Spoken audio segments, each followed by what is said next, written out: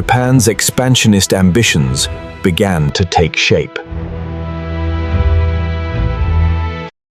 In the early years of the 20th century, Asia was a land of change and uncertainty. Japan, once a small island nation, had transformed into a modern military empire.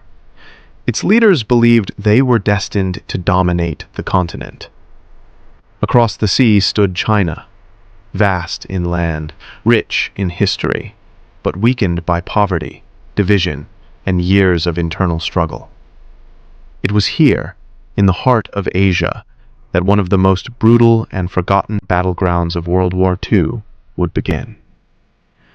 In 1931, Japanese troops stormed into Manchuria, carving out a puppet state called Manchukuo.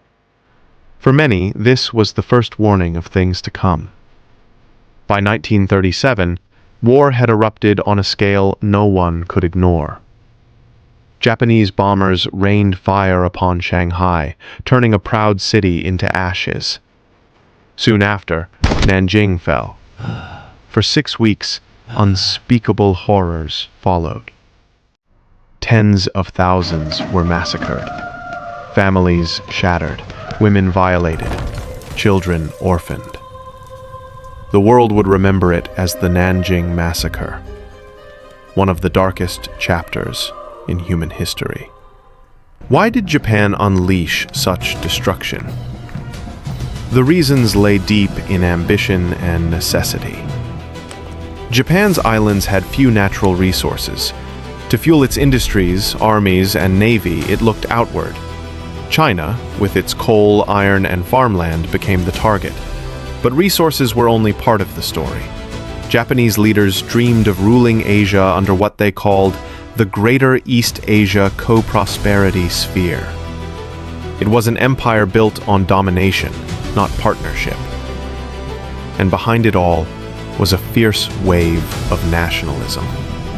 Military leaders believed expansion was proof of Japan's destiny, even if millions had to suffer for it. Yet China did not collapse. Despite poor weapons and almost no modern industry, the Chinese people refused to surrender.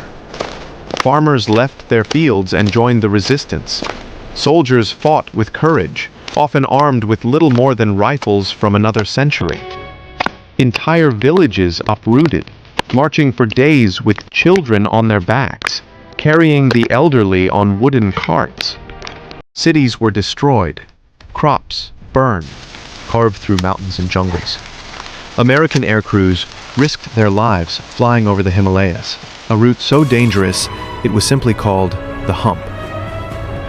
Chinese soldiers fought side by side with Americans, tying down hundreds of thousands of Japanese troops, preventing them from pushing further into Asia. Though cultures were different, and the hardships immense, a bond of necessity and humanity began to grow between the two peoples. After 8 long and painful years, the tide of war turned. With Allied victories in the Pacific and relentless resistance inside China, Japan's empire began to crumble. In 1945, Japan surrendered. The guns fell silent. But the cost was staggering.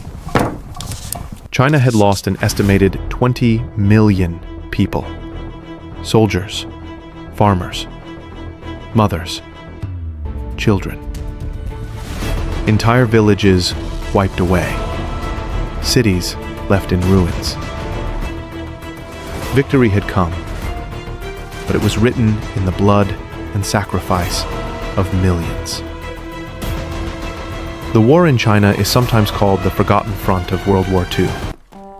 Overshadowed by the battles of Europe and the Pacific Islands, its story is too often left untold. Yet it matters deeply. It is the story of how ordinary Chinese people resisted the might of an empire. It is the story of how Americans, through courage and sacrifice, crossed oceans to stand with them. And it is the story of a shared fight for freedom, survival, and dignity. In remembering it, we honor not only the dead, but also the living.